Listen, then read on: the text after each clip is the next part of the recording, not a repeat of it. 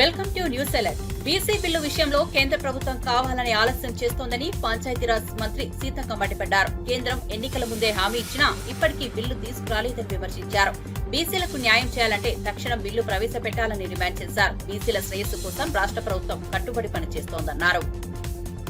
వారణాసిలో మోడీ పోటీ చేసిన కాడు ఉండొచ్చు, మోడీ పుట్టిన కాడు ఉండొచ్చు, మోడీ రాష్ట్రాలన్న కాడు ఉండొచ్చు. ఇప్పుడు మనల్ని తీసేయమంటారు. ఇప్పుడు మేము ఎవరిని కొత్తగా చేర్పియాలే, ఏ ముస్లింకు కొత్తగా రిజర్వేషన్ ఇవ్వట్లేదు. గతం నుంచి ఉన్నటువంటి వాళ్ళనే అదే లెక్క కులగణన జరిగింది. అంటే తొంటరితనం అంటారు దీన్నే. అసెంబ్లీలో సంపూర్ణంగా మద్దతు ఇస్తున్నామని చెప్పారు. బయటకు వచ్చి ఆ బిల్లు తీసుకుపోయి ఇప్పుడు ఢిల్లీలో ఉన్నది. ఆ ప్రభుత్వం ఆమోదించాలి, మోడీ గారు, రాష్ట్రపతి గారు, కేంద్రము. అది చేస్తే మేము ఎన్నికలో పోతామంటేనేమో ఇప్పుడు కుంటి సాకులు వెతుకుతా ఉన్నారు. వీళ్ళకి ఎంతసేపు ఏ పేదోళ్ళు, ఏ బడుగు బలైన వర్గాలు, ఎవరికి అసలు రిజర్వేషన్ల విధానానికే వాళ్ళు వ్యతిరేకం. బీసీలకు, ముస్లింలకనే కాదు, ఎవరికి ఉండొద్దు, ఎవరికి సబ్సిడీలు ఇవ్వద్దని అంటారు వాళ్ళు. అందుకనే ఏది కూడా ఇప్పటికన్నా బీజేపీ ప్రభుత్వం నుంచి ఒక్క స్కీమ్ అన్నా, ఏమన్నా సన్నబియ్యం ఇచ్చిరా, కరెంటు ఫ్రీ ఇచ్చిరా, ఇల్లులు ఇచ్చిరా, ఆ గుళ్ళు కట్టిచ్చిరా, బడి కట్టిచ్చిరా, యూనివర్సిటీ ఇచ్చిరా, ఏమి ఇచ్చిరు వాళ్ళు? ఓట్లప్పుడు మాత్రం ప్రజల మధ్య ఉన్న ఐక్యతను దెబ్బతీయడం, ఓట్లు వేయించుకోవడం, గెలిచిన తర్వాత మళ్ళీ ఓట్లప్పుడు కలవడం తప్ప వాళ్ళు చేసింది ఏమి లేదు. ఆనాటి నుంచి ఈనాటి వరకు, నెహ్రూ గారి కాలం నుంచి ఈ రోజు మన ప్రభుత్వం ఇక్కడ ఉన్న వరకు ప్రతిదీ కూడా పేదోళ్లకు పని కల్పించింది. 100 రోజుల పని. పేదోళ్ళకి ఇవాళ రేషన్ కార్డులు వస్తున్నాయంటే ఆహార భద్రత చట్టం తెచ్చింది సోనియమ్మ, మన్మోహన్ సింగ్ గారు. ఇవాళ భూములు పంచింది, ఇల్లులు ఇచ్చింది. ఇందిరమ్మ ఇల్లు అనేది ఎందుకు పేరు పెట్టాం?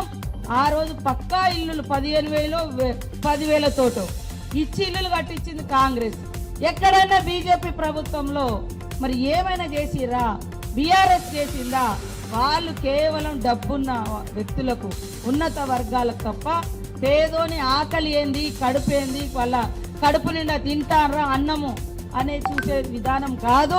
దయచేసి చెప్పండి, మనం ప్రజలందరినీ బాగు చేయాలనుకునేది కాంగ్రెస్ పార్టీ. విభజన పేరుతోటి విద్వేషాలు సృష్టించి ఓట్లు వేయించుకొని 11-12 సంవత్సరాలు అయింది బీజేపీ ప్రభుత్వం వచ్చి. జిఎస్టీలు, పెద్ద నోట్ల రద్దు, లేదా పెట్రోల్ ధరలు పెంచుడు, లేదా ఇంకో ఈ రకమైనది తప్ప ఏం ఒరగబెట్టింది అయితే ఏం లేదు.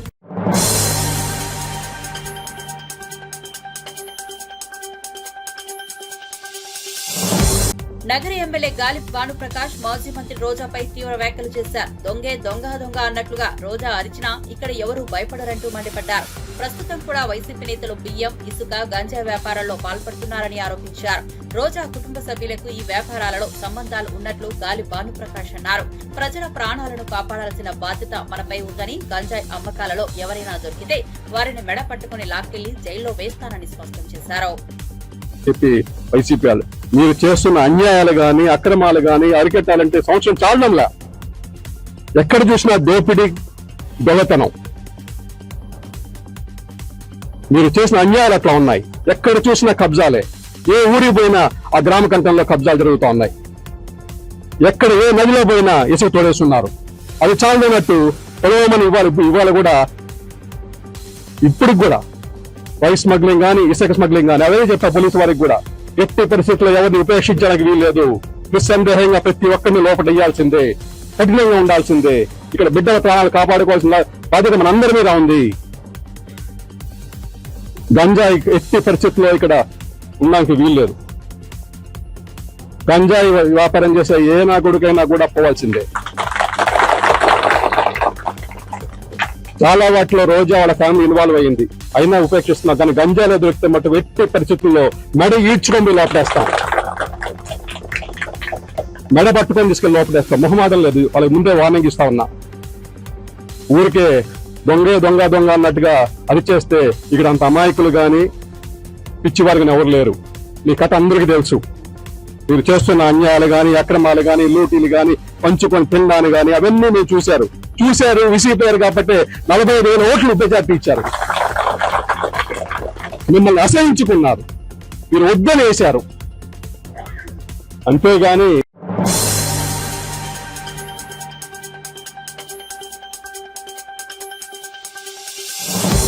దేశ అభివృద్ధికి పునాది వేసినది కాంగ్రెస్ అని, బీజేపీ పాలన దాన్ని నాశనం చేస్తోందని సంగిశెట్టి జగదీశ విమర్శించారు. విద్య, వైద్యం, ఉపాధి రంగాల్లో దేశాన్ని వెనక్కు తీసుకెళ్లే విధంగా కేంద్ర బీజేపీ వ్యవహరిస్తోందని చెప్పారు.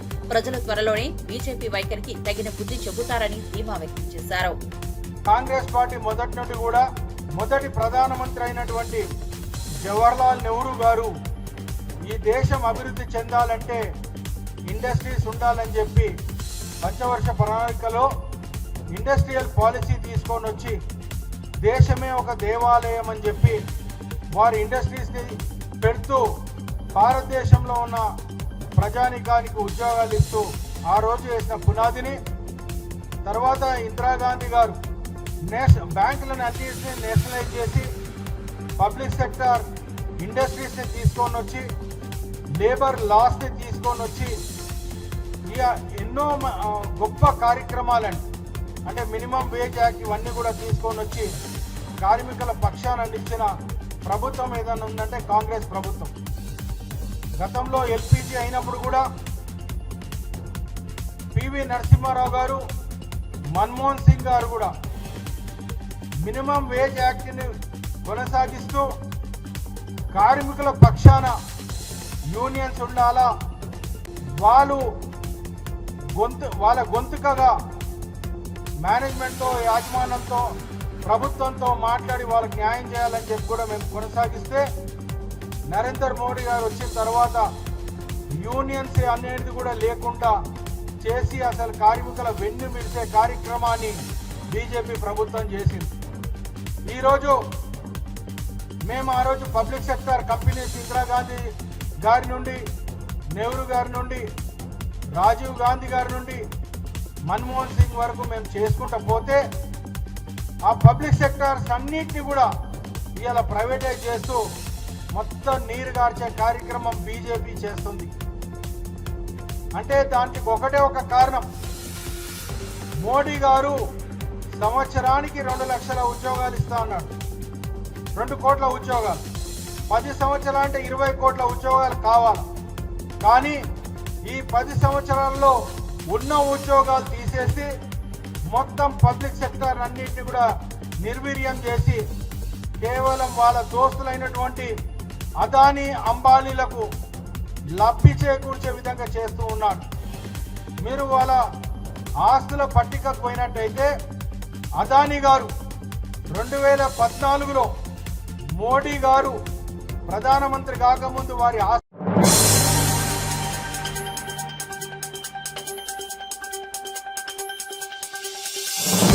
విదేశాల్లో దుర్భర పరిస్థితుల్లో చిక్కుకున్న గోదావరికని మహిళలను కేటీఆర్ సహాయంతో స్వదేశానికి తీసుకొచ్చారు. మస్కట్ దేశంలో పనుల కోసం వెళ్లిన వారు అక్కడ ఘోరంగా బెదిరింపులకు, వేధింపులకు గురయ్యారు. ఆ బాధను తట్టుకోలేక వారు సహాయం కోరిన వెంటనే స్పందించిన కేటీఆర్ అధికారులతో సంప్రదించి వారిని తిరిగి భారత్ రాకకు చర్యలు చేపట్టారు. సురక్షితంగా తిరిగి వచ్చిన బాధిత మహిళలు కేటీఆర్ కు కృతజ్ఞతలు తెలిపారు. కేటీఆర్ లేకపోతే మేము ఇంటికి వచ్చేవాళ్లం కాదని కన్నీటి పర్యంతమై ఎమోషనల్ అయ్యారు. ఈ సందర్భంలో ఓ మహిళ కేటీఆర్ కు రాఖీ కట్టడం భావోద్వేగ దృశ్యంగా మారింది. बहुत होगा मेरे अपने साथ में। आज ये लोग नहीं रहते थे तो मेरे बच्चों की सूरत में नहीं देख पाती थी और मैं यहाँ पे नहीं आ सकती थी। मेरे को बहुत बोले तो बहुत मुश्किल हुई वहाँ पे, बहुत तकलीफ से मैं यहाँ पे आई। बहुत मेहनत करके मेरे को केटीआर सर मेरे को यहाँ पे लेने के आए। बहुत वो लोग मेरे को जालिम सितम करे मेरे को, और तो मेरे केटीआर सर और केसीआर सर की बदौलत से मैं यहाँ पे हूँ। कोई भी मेरे लिए मदद नहीं करे। मेरे को मेरे 2 बच्चे हैं, मेरी बच्ची 8 साल।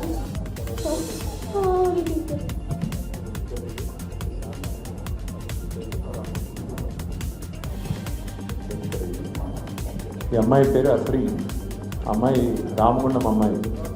అయితే మస్కట్ దేశానికి పోయి అక్కడ ఇరుక్కొని పోయిన అన్న మమ్మల్ని కాపాడండి అని చెప్తే ఏ ప్రభుత్వం పట్టించుకోలేదు. మళ్ళీ మన పార్టీ నాయకత్వం పట్టించుకొని సోదరుడు హరీష్ రెడ్డి గారు ఆ రామగుండం కాన్స్టిట్యూన్సీ వారు పట్టించుకొని అమ్మాయి తిరిగి ఇండియాకి తీసుకొస్తే స్ట్రైట్గా పొద్దున ఎయిర్పోర్ట్లో దిగింది. एयरपोर्ट से सीधा इकड़ के होती है, एयरपोर्ट से सीधा यहाँ पे आए उनके अपने बच्चों के साथ। हम सब आपके साथ हैं माँ, और आप बेफिक्र रहिए, जो भी है आगे की भी हम ज़रूर आपका मदद करेंगे और इंशाल्लाह आपकी बच्चों की भी देखभाल बहुत बहुत वेलकम। మీరు తీసుకెళ్ళి వారు తీసుకెళ్ళి शुक्रिया आपका शुक्रिया नहीं बेटा అమ్మాయి రాఖీ కడుతుందంట మరి రాఖీ పండుగ రాలే కదా रक्षा कर रहे हैं हम तो आपको बंधन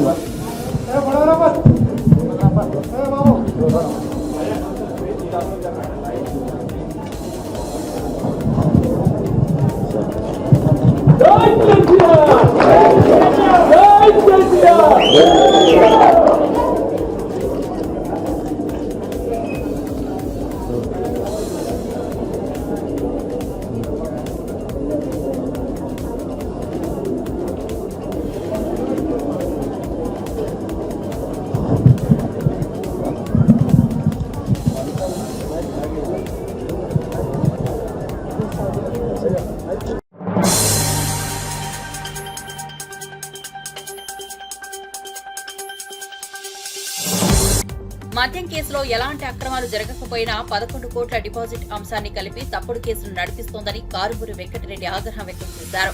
ప్రతిరోజు కట్టుకథలు సృష్టిస్తూ ఒకదానికి మరో దాన్ని లింక్ చేస్తున్నారని విమర్శించారు.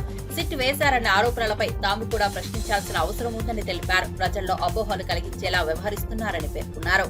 తమ పార్టీ నాయకులను లక్ష్యంగా చేసుకుని అసత్య కేసులు సృష్టించడం దారుణమన్నారు. వాస్తవాలను పరిశీలించకుండా అడ్డదారులు తీసుకోవడం సరికాదన్నారు. ప్రజాస్వామ్యంలో ఇదొక ప్రమాదకర మలుపు అని హెచ్చరించారు. అధికారులు వైఎస్ఆర్ కాంగ్రెస్ పార్టీకి సంబంధించినటువంటి నాయకుల్ని, జగన్మోహన్ రెడ్డి గారికి దగ్గరగా ఉండేటటువంటి నాయకులందరినీ అరెస్ట్ చేసి జగన్మోహన్ రెడ్డి గారిని టార్గెట్ గా చేసుకుంటా వెళ్తా ఉన్నది ఓ తప్పుడు కేసు పెట్టి అనేది దాదాపుగా మనం ఈ 7 నెలలుగా మనం చూస్తున్నటువంటి దీనిలో మొన్న ఒక కట్టు కథ అల్లారు. ఏదైతే హైదరాబాద్ లో వర్ధమాన్ ఇంజనీరింగ్ కాలేజ్ సంబంధించినటువంటి విజయేందర్ రెడ్డి గారి ఫామ్ హౌస్ లో 12 అట్టపెట్టలు 11 కోట్లు దొరికినాయి. ఇవన్నీ లిక్కర్ సొమ్మే. ఏ పార్టీగా ఉన్నటువంటి వరుణ్ అందించినటువంటి సమాచారం ప్రకారం అక్కడికి వెళ్ళాము, దొరికేసినాయి అని చెప్పి నానా యాగి చేసి ఆ చేసినటువంటి రోజు నుంచి అందరికి అనేక అనుమానాలు, అనేక కట్టుకథలు వీళ్ళు వెళ్తున్నారని. ఎందుకంటే రోజుకొక కట్టు కథల్ని, ఆ కట్టు కథలకి ఇంకో కట్టు కథని చేర్చి దానికి దీనికి లింక్ పెట్టడానికి ఇంకో కట్టు కథల్ని ప్రతిరోజు వీళ్ళు ఎలా చేస్తూ ఉంటారో మనం చూస్తూనే ఉన్నాం. ఇప్పుడు ఆ 11 కోట్లు ఏదైతే 12 అట్టపెట్ల విషయంలో సిట్ అడ్డంగా దొరికిపోయింది. సిట్ అంటే Chandrababu Naidu investigation team, not SIT SIT, ఇది సిఐటి సిట్. వీళ్ళు నిన్న కోర్టులో అడ్డంగా దొరికిపోయారు. తిమ్మిని బమ్మిని చేయాలనేటువంటి ప్రయత్నం చేశారు. అనుకున్నదొక్కటి అయినది ఒక్కటి, బోల్తా కొట్టిందిలే బుల్ బుల్ పిట్టాని బోల్తా కొట్టిందిలే సిట్టు అన్న విధంగా నిన్న కోర్టులో అడ్డంగా దొరికిపోయారు, ఏసీబీ కోర్టులో. ఎందుకంటే ఈ 11 కోట్లు నాకు సంబంధం లేదని చెప్పి రాజకేశ్వర రెడ్డి ఏదైతే మన అఫిడవిట్ వేశాడో కోర్టులో, దానికి సంబంధించిన దాంట్లో వీళ్ళు ఆ 11 కోట్ల వెళ్ళి బ్యాంకులో అర్జెంటుగా డిపాజిట్ చేసేసి ఆ మిగిలిన డబ్బుల్లో కలిపేసేయాలనేటువంటి ప్రయత్నం చేశారు. అప్పుడేంటి ఆ సీరియల్ నెంబర్లు కానీ ఆ నోట్లకి ఈ నోట్లు ఆ నోట్లు అన్ని కలిసిపోతే బ్యాంకులోకి వెళ్ళినాక అన్ని నోట్లు కలిసిపోయింది అనుకోండి, అప్పుడు ఏమవుతాయి? సో మళ్ళీ వాళ్ళు వేరే వాళ్ళకి దాన్ని డ్రా చేయడానికి ఇచ్చేస్తారు. వేరే వాళ్ళు డ్రా చేసుకోవచ్చు అమౌంట్. అప్పుడు ఈ డబ్బులు వేరే వాళ్ళ దగ్గరికి వెళ్తాయి. సో ఈ సీరియల్ నెంబర్ లాంటి ఇదే నమ్మించవచ్చు కదా. అందుకని వాళ్ళు క్లియర్ గా అడిగారు. హైదరాబాద్ లో ఉన్నటువంటి ఫామ్ హౌస్ లో 11 కోట్లు మీరు దొరికినట్టుగా చూపించారు కదా, ఆ జప్తు చేసినటువంటి నోట్ల కట్టలను ఎందుకు ఏసీబీ న్యాయస్థానానికి మీరు చూపించలేదు? జప్తు చేసినట్టు కేవలం నోట్ మాత్రం ఎందుకు సమర్పించారు? ఆ 11 కోట్లు ప్రభుత్వ ట్రెజరీలో ఎందుకు భద్రపరచలేదు? కోర్టు అనుమతి లేకుండా 11 కోట్లు బ్యాంకులో డిపాజిట్ చేసేందుకు ఎందుకు ప్రయత్నించారు? సరే డిపాజిట్ చేశామని చెప్పారు, నేను వీళ్ళు చేశామని అడ్డంగా దొరికిపోయారు.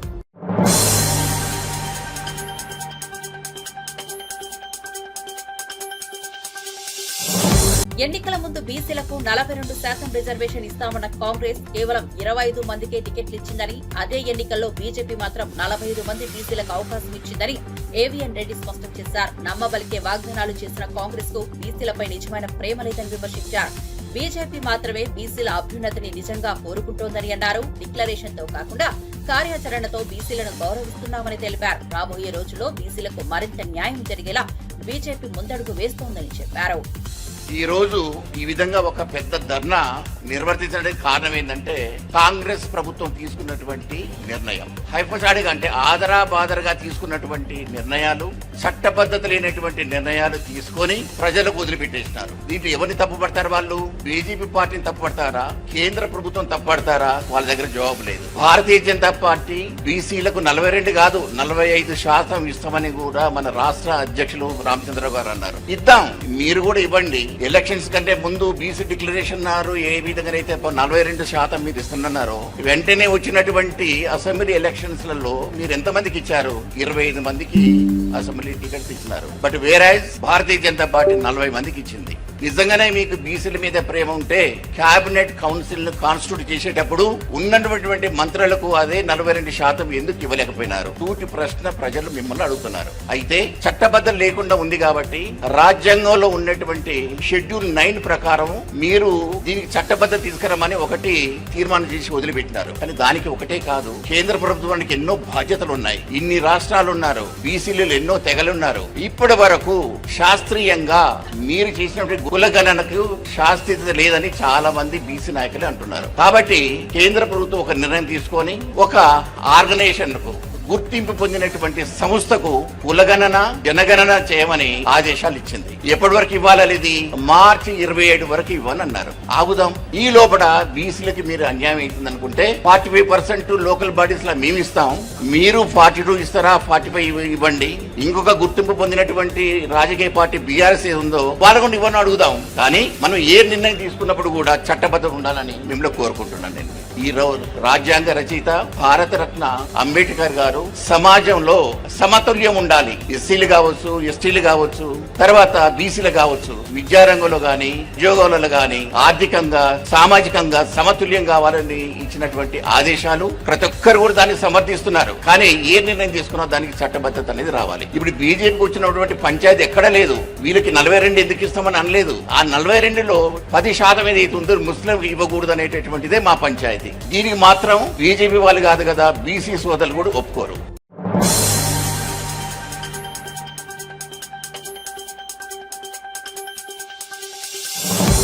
ఆరుమూరులో జరిగిన మీనాక్షి నటరాజన్ పాదయాత్ర పూర్తిగా విఫలమైందని మాజీ ఎమ్మెల్యే జీవన్ రెడ్డి విమర్శించారు. డబ్బులు ఇచ్చినా జనాలు రాలేదని, ప్రజలు కాంగ్రెస్ ను తిరస్కరిస్తున్నారన్న స్పష్టత ఏర్పడిందన్నారు. కాంగ్రెస్ చీకటి పాలన ముగిసిపోయిందని, త్వరలోనే కేసీఆర్ స్వర్ణయుగం మళ్లీ వస్తుందని ధీమా వ్యక్తం చేశారు. కాంగ్రెస్ పాలనలో ప్రజలు నష్టపోయారని, ఈసారి ప్రజలు తగిన బుద్ధి చెబుతారని తెలిపారు. ఆ పాదయాత్ర అడుగడుగున ఆమెను క్వశ్చన్లు అడిగారు. ఏదయ్యా, ఏదమ్మా మా తులం బంగారం ఏది, మా స్కూటీలు ఏది, మా రైతు రుణమాఫీ ఏది, మా రైతు బంద్ ఏది, మా రైతు బీమా ఏది, మా పిల్లల ఉద్యోగాలు ఏదని చెప్పి మళ్ళీ ఇది కేసీఆర్ కాలం గతంలో స్వర్ణయుగం ఉండే అమ్మా, మీరు వచ్చిన తర్వాత ఒక రాతి యుగంగా మారిందని చెప్పి ఈ సందర్భంగా ప్రజలంతా తెలియజేస్తా ఉన్నారని చెప్పి నేను మీడియా మిత్రులకు తెలియజేస్తా ఉన్నా.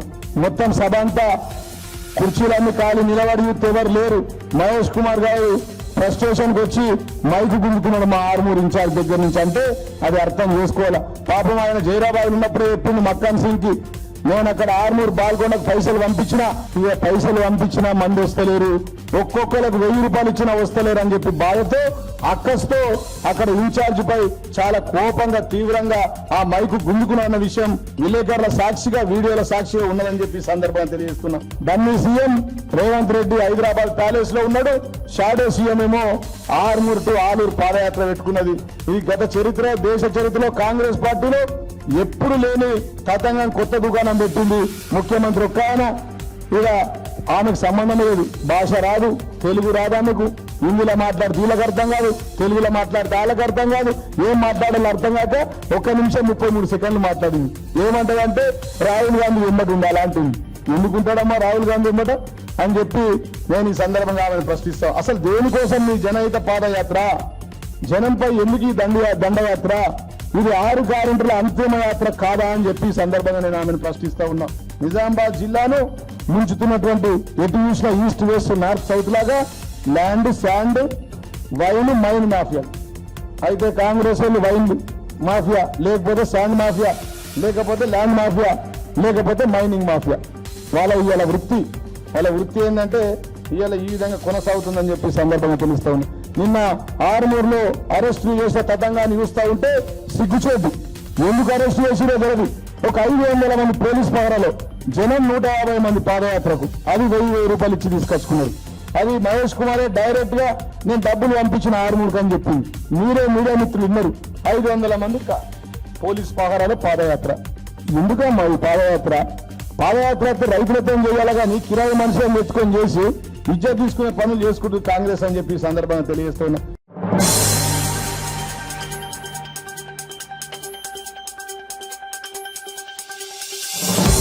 జూబ్లీహిల్స్ ఉప ఎన్నికలను గెలుచుకోవడానికి ఇంటింటికి వెళ్లి బీఆర్ఎస్ పాలన వివరించాలని కేటీఆర్ సూచించారు. మాగంటి గోపీనాథ్ చేసిన సేవలను గౌరవంగా బీఆర్ఎస్ జెండా మళ్లీ ఎగరాలని అన్నారు.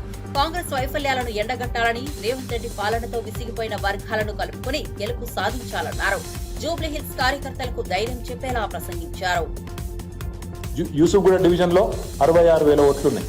66,000 ఓట్లు అంటే మనం వర్క్ డివైడ్ చేసుకోవాలి.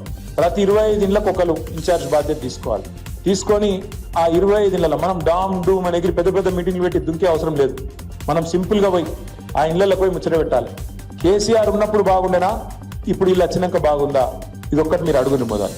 నాకు తెలిసి 99% మంది అప్పుడే మంచిగుండే, వీళ్ళు వచ్చినాకనైతే నాశనం చేసిపోయిందని మీకు 99% మంది చెప్తారు. నేను చెప్పేది కరెక్టేనా? చెప్తారు. మరి అట్లా చెప్పినాక వాళ్ళను ఖచ్చితంగా మీరు రేపటి రోజున మాకు ఆశీర్వాదం ఇవ్వాలి.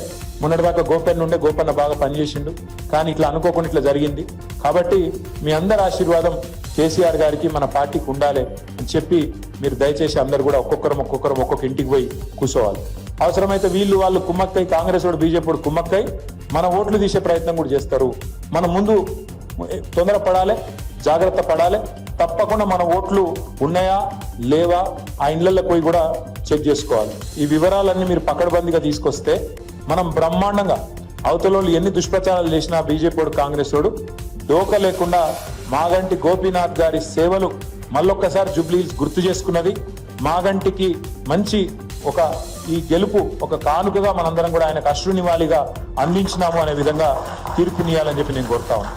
దయచేసి మిమ్మల్ని నేను కోరేది సీరియస్గా తీసుకుందాం ఎలక్షన్. ఎందుకంటే మనం ఇంకా ఎప్పుడు వస్తుందో, డేట్ ఎప్పుడు వస్తుందో అట్లా ఇట్లా అని మీరు బేజారు కాకురి, లేకపోతే ఆయన లైట్ ఉండకూరి. ఈ ఎలక్షన్ రేపో ఎల్లుండో అన్నట్టు కొట్లాడదాం. ఎలక్షన్ ఇప్పుడే ఉంది, ముంగట్నే ఉంది అని కొట్లాడాలి. ఎక్కడ పోగొట్టుకున్నదాన్ని అక్కడే దేవులాడుకోవాలని చెప్తారు పెద్దోళ్ళు. మనం ఇవాళ తెలంగాణలో అధికారం కోల్పోయినాం. హైదరాబాద్లో కాదు, తెలంగాణలో 1.8% తేడాతో మనకు అధికారం పోయింది. మళ్ళా తిరిగి కేసీఆర్ గారు ముఖ్యమంత్రి కావాలి, మళ్ళా గులాబీ జెండా ఎగరాలి అంటే ఎవరి చేతుల్లోనే లేదు, మన చేతుల్లోనే ఉంది. అందుకే దయచేసి అందరం సీరియస్ గా తీసుకొని గట్టిగా కొట్లాడదాం. పేరున మీ అందరికి మళ్ళొకసారి నమస్కారాలు. చిన్నపిల్లలతో సహా వచ్చిన మా ఆడబిడ్డలందరికీ మళ్ళొకసారి ప్రత్యేకంగా నమస్కారాలు. జై తెలంగాణ, కేసీఆర్ గారి నాయకత్వం.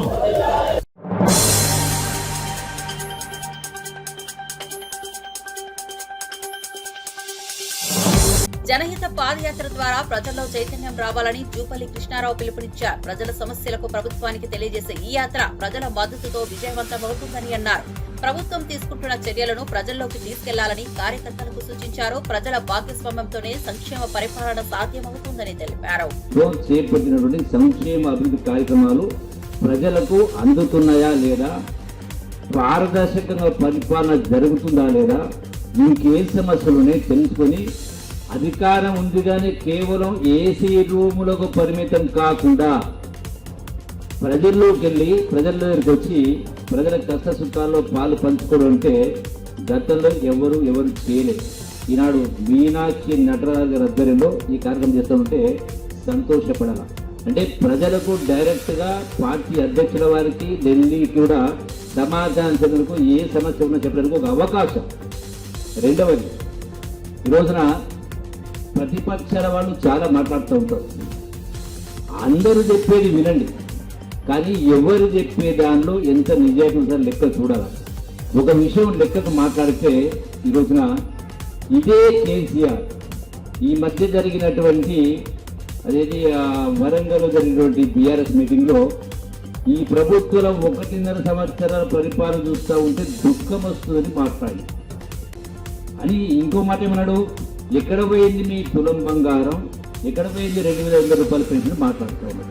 కేసీఆర్ ఒక్క ముఖ్యమంత్రి 10 సంవత్సరాలు పరిపాలన చేస్తే ఈనాడు రాష్ట్రం పైన ఉన్న అప్పు 8 లక్షల కోట్లు. అంటే ఆనాడు 75,000 కోట్లకు సంవత్సరానికి 110% వడ్డీ చొప్పున సంవత్సరానికి 6,000 కోట్ల రూపాయలు ఈ ప్రభుత్వం వడ్డీ కడతా ఉండే, కంతులు కడతా ఉండే. కానీ నెలకు కేసీఆర్ పుణ్యమాని కేసీఆర్ చేసిన అప్పుకు నెలకు 6,500 కోట్ల రూపాయలు మనం ఈనాడు వడ్డీలు కంతులు కడతా ఉన్నాము. అంటే సంవత్సరానికి 75,000 కోట్ల రూపాయలు. ఈ 18 మాసాల్లో సుమారుగా 1,20,000 కోట్ల రూపాయలు వడ్డీలు చెల్లించడం జరిగింది. ఇలా మరి ఆయన చెప్పిన బంగారానికి ఎంత అవుతుంది? మహా అంటే 4,000 కోట్ల రూపాయలు. అట్లనే 2,000 రూపాయలు పెన్షన్కి ఎంత అవుతుంది? మహా అంటే సంవత్సరానికి 10,000 కోట్లు కావాలి. అంటే ఈనాడు అంటే ఇంత అప్పులు ఉన్నా, ఇంత ఆర్థిక భారం ఉన్నా కూడా చెప్పినటువంటి 6 గ్యారెంటీలు అమలు చేస్తూ చెప్పినటువంటి సన్నబియ్యం కావచ్చు, ఇలా రైతాంగానికి వరి పండిస్తే క్వింటాల్కు 500 రూపాయల బోనస్ ఇచ్చే రూపాయలు.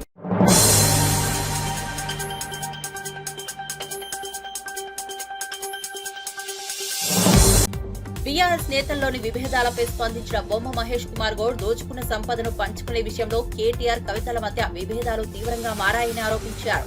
పార్టీలో బలమైన అంతర్గత సమస్యలు బయటపడుతున్నాయని తెలిపారు. ప్రజలను మోసం చేసిన వారిలో వైఫల్యాలు ఇక్కడే స్పష్టమవుతున్నాయని విమర్శించారు. నడుచుకుంటా ఉన్నాడు, 4 దిక్కుల విడిపోయి ఉన్నారు. అన్నా చెల్లెళ్ళ కొట్టాడ ఎందుకు నీకేమైనా తెలుసా? ఎందుకోసం కేటీఆర్, కవిత కొట్లాడుతున్నారు? దోచుకున్న సంపాద వాటాలు సరిగా పంచుకోలేక ఇలా అటుముఖం ఇటుపై పోరాడుతూ ఉన్నారు. ఇలా పంచాయతీ చంపలేక కేసీఆర్ ఫామ్ హౌస్ కే ముద్రమైపోయినాడు. టీఆర్ఎస్ పరిస్థితి అట్లా ఉంది. ఇవాళ బీసీని వ్యతిరేకించే బీజేపీ పరిస్థితి రేపు రానున్న ఎన్నికల్లో ఎలా ఉంటుందో మీకు చెప్పనక్కర్లేదు. ఇలా రాహుల్ గాంధీ గారు నిజాయితీగా, నిష్కల్మషుడిగా ఈ దేశం బాగుండాలని భారత్ జోడో యాత్ర చేసి భారతదేశాన్ని సమూలంగా చదవగలిగినాడు. భౌగోళికంగానే కాకుండా సాంఘికంగా, చరిత్ర పరంగా, కులాల పరంగా, మతాల పరంగా, ప్రాంతాల పరంగా చదవగలిగినాడు. కాబట్టే జిస్కి జితని ఆబాది ఉస్కి ఉతని బాగేదర నినాదం తీసుకొచ్చినాడు. ఆ నినాదాన్ని రాష్ట్ర ముఖ్యమంత్రి రేవంత్ రెడ్డి అయ్యుడు కూడా సాకారం చేసి కులంతర్వ చేశాడు. 2 చట్టాలు చేశాడు. చట్టాలు కేంద్రంలో పెండింగ్ లో ఉన్నాయి. సుప్రీంకోర్టు సీలింగ్ తీయాలంటే మోడీ ముఖం చాటేస్తున్నాడు, అమిత్ షా ఇంత దాక్కుంటున్నాడు, కిషన్ రెడ్డి దొంగ నాటకం ఆడుతూ ఉన్నాడు. ఈ రాష్ట్రానికి ఒక శనిలా దాపురించిన కిషన్ రెడ్డి తగు రీతిలో, తగు సమయంలో నీకు ప్రజలు, సికింద్రాబాద్ ప్రజలే బుద్ధి చెప్తారనే మాట కూడా ఈ సందర్భంగా నేను మనవి చేస్తా ఉన్నాను. మిత్రులారా, భగవంతుని అందరం పూజిస్తాం. నేను కూడా శివభక్తుని. నా పేరే మహేశ్వరుడు. రోజు శివుని పూజ అయింది నేను బయటకు రాను. కానీ మా జీవితంలో ఎప్పుడు శివుని పేరు మీద ఓట్లు అడగలే. అరే, ప్రధానమంత్రిగా చేసి 5 ఏళ్ళు 2 కోట్ల ఉద్యోగాలు ఇస్తాని, ఈ బ్యాంకులలో 15 లక్షలు ఇస్తాని, గరీబోడి బతుకులు బాగు చేస్తాని ఓట్లు వేయించుకొని 5 ఏళ్ల తర్వాత నేను ఇది చేసినాను ఓట్లు అడగకుండా మళ్ళీ శ్రీరామచంద్ర మీద ఓట్లు అడుగుతుంది సిగ్గులేకుండా. రెండోసారి, మూడోసారి ఎట్లా అడుగుతుంది? అరే, శ్రీరామచంద్రుడికి బీజేపీ పార్టీకి సంబంధం ఏంది? శ్రీరామచంద్రుడు ఏ యుగము? బీజేపీ పార్టీ పుట్టినప్పుడు శ్రీరామచంద్రుడికి బీజేపీ పార్టీకి ముడిపెట్టి